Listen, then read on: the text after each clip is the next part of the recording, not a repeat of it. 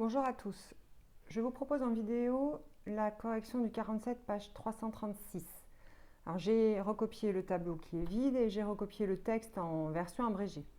Donc c'est une histoire de magasin qui vend des salons de jardin. Une enquête montre que 10% des personnes achètent une table, donc 80%, puisque le texte dit parmi les personnes qui achètent une table, 80% achètent un lot de chaises. Et enfin, on me dit que parmi les personnes qui n'achètent pas de table, 10% achètent un lot de chaises. On va compléter le tableau. La première difficulté qu'on a ici, c'est qu'on ne nous donne pas le nombre de personnes totales. Donc on va raisonner en pourcentage, c'est-à-dire qu'on va considérer qu'en tout, il y a 100 personnes. Alors, je reprends le texte.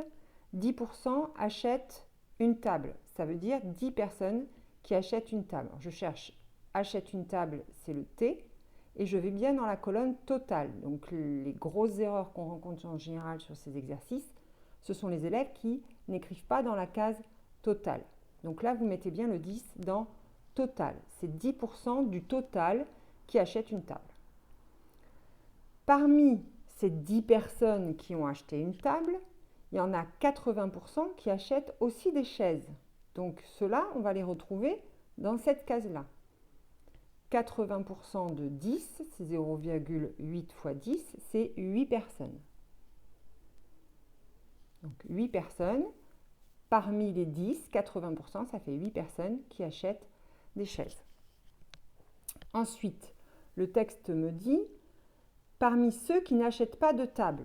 Alors, combien j'en ai qui n'achètent pas de table? Si j'en ai 10 qui en achètent, j'en ai 90 qui n'en achètent pas, puisqu'il y en a 100 en tout.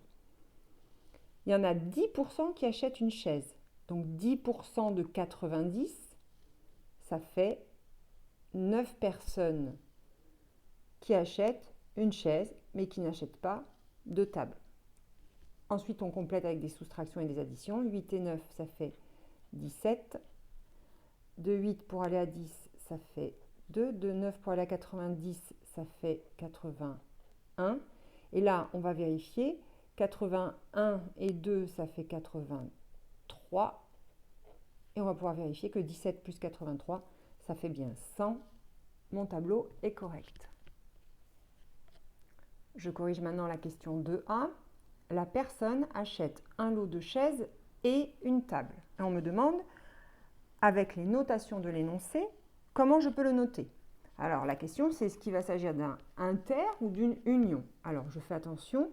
Ici, on me dit bien un et. Si j'achète un lot de chaises et une table, il s'agit de C inter T.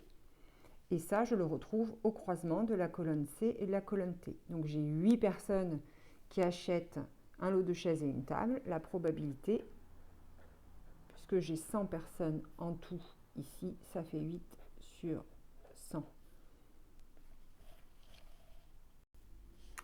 Dans la question suivante, on me dit que la personne achète un lot de chaises, mais n'achète pas de table.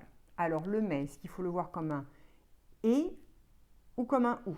Alors lot de chaises, c'est l'événement C. N'achète pas de table, c'est l'événement T bar. C'est le contraire de T. Donc je n'achète pas, j'achète une chaise, mais je n'achète pas de table. Je fais les deux en même temps. J'achète une chaise et je n'achète pas de table. Donc c'est bien l'événement C inter T. Et sa probabilité, C inter T bar. Sa probabilité, C inter T bar, c'est ici, je regarde dans T bar et c'est en même temps. Donc c'est 9 sur 100. La question suivante, on me dit que la personne achète au moins un des deux articles. Alors, au moins un des deux articles, ça veut dire qu'elle a acheté un lot de chaises ou elle a acheté une table. Peut-être les deux, mais ce n'est pas grave parce que dans le union, on a bien ce ou qui veut dire un lot de chaises ou une table, ou éventuellement les deux, mais c'est compris dedans. Donc ici, il s'agit de trouver la probabilité de C union T. Alors on a deux façons de faire. Ou bien on applique la formule qui dit que C, probabilité de C union T, c'est la probabilité de C plus la probabilité de T, auquel j'enlève la probabilité de C inter T. Pourquoi? Parce que la probabilité de C, c'est toutes ces personnes-là. Donc j'en ai 17. Ça va me faire une probabilité de 17 sur 100. Les personnes qui achètent une table, c'est toutes ces personnes-là. Donc ça va m'en faire 10. Probabilité de 10 sur 100. Mais vous voyez que quand je suis passée sur cette ligne et quand je passe sur cette ligne, je passe sur le 8 ici. Donc ceux qui ont acheté un lot de chaises et une table, je les ai comptés 2 fois. Donc il faut les enlever. Voilà. Ça fait 27 moins 8. Donc 27 sur 100 moins 8 sur 100.